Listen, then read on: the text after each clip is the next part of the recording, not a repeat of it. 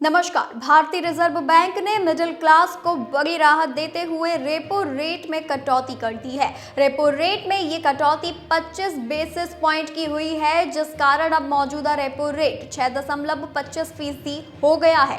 Repo rate में ये कटौती 5 साल बाद की गई है। जी हां, बताते चले, इससे पहले भारतीय रिजर्व बैंक ने मई 2020 में रेपो रेट घटाया था। हालांकि उसके बाद धीरे धीरे बढ़ाकर 6.5% कर दिया था। आखिरी बार रेपो रेट में बढ़ोतरी फरवरी 2023 में की गई थी। गवर्नर संजय मल्होत्रा ने कहा कि बैठक में इकोनॉमी डेवलपमेंट को लेकर चर्चा की गई। गवर्नर ने आगे कहा कि हमने बैठक में फैसला किया है कि रेपो रेट को अब घटाया जा रहा है। अब रेपो रेट 6.50 से घटाकर 6.25 किया जा रहा है। रेपो रेट में कटौती के बाद अब आपके लोन की EMI कम हो जाएगी। गवर्नर ने कहा कि ग्लोबल इकोनॉमी चुनौतियों से गुजर रही है, साथ ही वैश्विक स्तर पर महंगाई भी बढ़ रही है।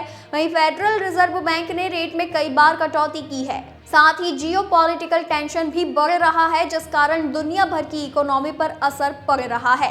भारतीय रुपया अभी प्रेशर में है। रिजर्व बैंक के सामने कई बड़ी चुनौतियां हैं। रियल GDP ग्रोथ का अनुमान वित्त वर्ष 2025 में 6.5% है, जो पिछले साल 8.2% था। गवर्नर ने कहा कि आने वाले सालों में GDP में और सुधार होगा। मैन्युफैक्चरिंग सेक्टर में सुधार हुआ है, माइनिंग सेक्टर में भी सुधार हुआ है, ग्रामीण में डिमांड बढ़ रही है। गवर्नर संजय मल्होत्रा ने कहा कि इस वित्त वर्ष 4.7% महंगाई रहने का अनुमान है।